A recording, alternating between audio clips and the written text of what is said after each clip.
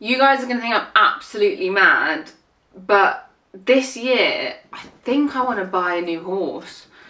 Not a new pony. A new horse.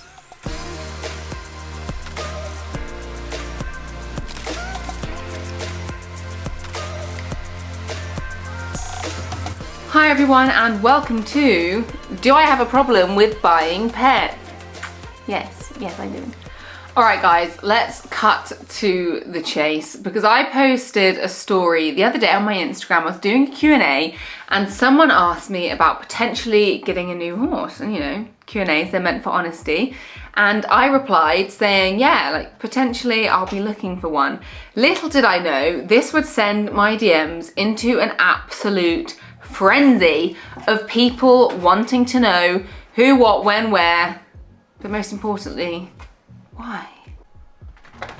Let's address the elephant in the room, which is Meg, you've currently got 9 ponies and you also got 2 foals on the way. Why on earth would you need another horse? And truth be told, guys, I've spent many an hour trying to think up a reason that I could say in this YouTube video, a poignant one that would resonate, one that would get people thinking intellectually.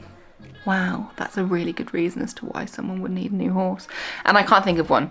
I can't think of one because this is purely something that I've been dreaming of doing for the longest time since I've had like a proper career. So the reason is I want to spend my money. I want to spend the money I've earned on a creature that's gonna eat my money and then poo my money out the other side. That's what I want to do, and I can't justify it other than the fact of the horses are pretty. I mean, I guess I could be like slightly more logical with it and tell you, you know, like technically it'd be a business expense. You know, my job is YouTube with horses, so you know, buying a new horse, it's making content, it's around the job, it'll pay for itself. Right? You know, they sound like good things to say, yeah?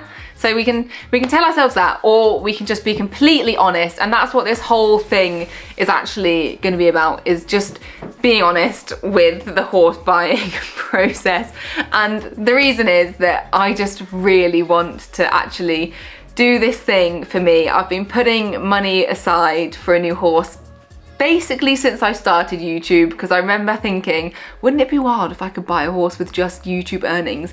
And that's what we're gonna do. So I've been putting money into this little separate bank account, little bits, you know, so I can have enough to buy the horse, insure the horse, vet the horse, look after the horse. We've been stashing it away, and finally it's kind of looking in a place where, yeah, okay, like we could work with this, we could do something with this. I know it sounds really silly and like really privileged. I can't think of a way of saying this in a better way, but every horse or pony we've ever bought has always been like with an underlying kind of like, it's a project, you know, I'll put work into it and then we'll sell it on and make a bit of money on it. And obviously that's not happened in many a case because we've got loads of forever horses which will never be going anywhere. But that was always the kind of thought process when we were buying, you know, we'd buy ones that were unbroken, that were really young, that were maybe having a few problems, you know, they were always much cheaper. I've never spent more than £3,000 on a horse, which in this day and age and this current climate is like fairly low for a horse. And I kind of just want to do this one thing. I think if not now, then when, you know? You guys might not be here in 2 years time. You might be thinking, I don't care if she buys a new horse. Who is that girl? So I want to do it when I can, you know, make content out of it and have people to share it with. So yeah, that's kind of my crazy reasoning behind it. Now I know you guys are going to want to hear the tea on what I'm going to be looking for. But first, we're going to talk about this tea. Technically, that's a good segue, because AirUp are sponsoring this video and I've currently got the peach iced tea pod on. So I'm sure many of you will be familiar with AirUp if you've watched my videos before, but you might not be familiar with this huge new bottle. So they released their steel bottle back in the summer and it was amazing at keeping our drinks cool and also flavoursome. However, they have now brought out an 850ml version of the steel bottle. So this will keep your drinks cool up to 14 hours It's for all of you people who are on the go all day, potentially don't have somewhere to fill up a bottle, so you need lots of aqua. Now, to make the air ups work, it really is as simple as filling up from the tap, putting your mouthpiece and straw in, choosing what pod you want, pulling up, and then just sip.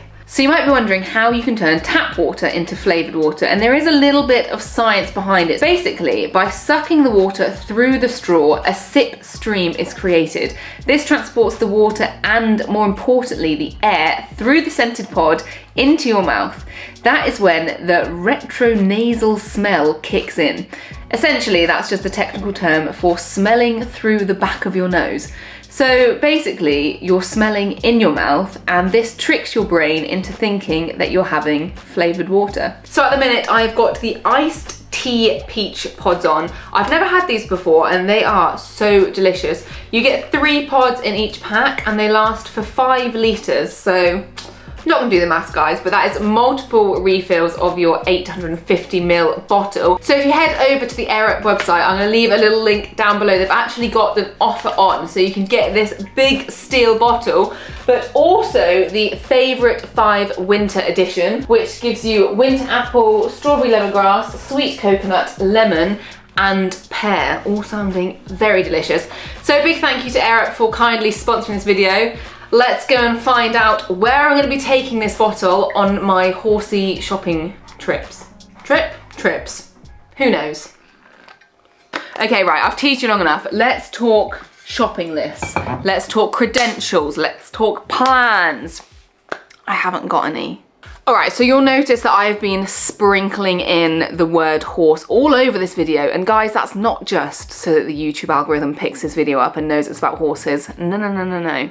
I mean, it's partly that, but it's also because I am going to steer away ever so gently, not just slightly moving lane into the horse category, but very much trying to have, you know, the horse pony theme. I'm sure many of you will know this, but Dee and Jam are full Connemara. So although they are 15-1-ish height-wise, 15-1, who really knows?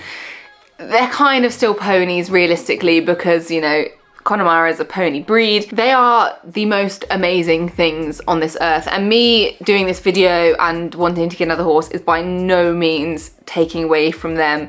They are still going to be like my top competition horses. They're still going to do things with me. I'm still going to compete them. Like, they're still the creme de la creme. We're just adding in, just for the fun of it, guys, just because we can. I will admit, filming the Vlogmas series this year, it's really bad that this has had this much of an impact on me, but I just loved riding the horses. And although I did a pretty shocking job on the majority, I did really enjoy being on something a little bit bigger. The fences didn't feel quite so scary most of the time. That, coupled with the fact that I've been thinking about this for quite a long time, just made me really keen to actually give it a go and try something. I'm still gonna very much, like I said, keep on like the pony-ish theme. So in an ideal world, I'd get like an Irish sports horse, or a Connemara cross thoroughbred would be the absolute dream.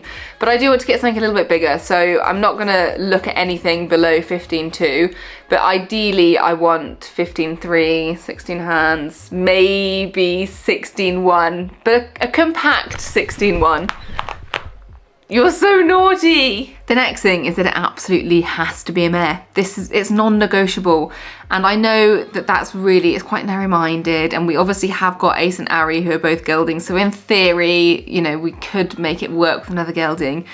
But this is gonna be the most exciting purchase of my life. Like, this is a massive, massive deal for me, guys. I can't stress that enough. And it's just it's like a really big treat. It's a really big thing for me, and I just love mares, so I want to try and get as much perfect as I can, as much as you can with a horse. Now, I know I said that I'm going to be buying a horse that's not a project, but I'm obsessed with youngsters and doing the work, so I do still want to get something young. Ideally would be 5 or 6. I would consider a 4-year-old, but the absolute deal breaker is that it has to be broken in, ridden away. I don't want to be getting anything that I need to like pay to break in. and B, like, it's just, I figured out with Ari and Winnie that you just don't know what horses are going to be like before you actually try to get on them. And like, they are really, really sweet, Ari and Winnie, but they are sharper than I thought they would be, because they're just like, they're so cool and chilled on the ground, and they've obviously just got that warm blood in them that makes them a little bit sharper to ride than I'd expect. So I want to avoid that if possible. Ideally, like I said, 5 or 6 year old. My biggest concern is that I'm so fussy with how little I want them to have done. I just think horses take a long time to develop, and personally I don't like it when they've been ragged around as like 3 and 4 year olds. So that is my one concern, and something I will be quite fussy with, is that I want to know the history of the horse. I want to know that it's not been jumping as a 3-year-old with a rider on multiple times. So that's the kind of thing that I will be definitely looking into. In terms of what I'd want to do with said mystery horse, obviously my end goal would be to event, and that is the nice thing with actually buying a horse. Obviously with the homebreds, like, you get what you're given and it's what they want to do. So if they're more specialised, you know, with dressage, or they just want to be a hack, we can't change that, because, you know, we couldn't choose what we wanted, and the horses have to do what makes them happiest. So they'll do whatever they want to do. But when you're buying a horse, you can kind of get one, you know, that enjoys the jumping, would enjoy the competition side of things a little bit more. Obviously a little bit hard to tell when you go and visit them, but you can try and look for these things. So in an ideal world, I'll be looking for a horse with a good prospect to be able to event. You may just be seeing a kitten tail there. Ideally with enough potential to maybe go novice one day, who knows. I think novice might look a little bit less scary on something that's more 16 hands-ish.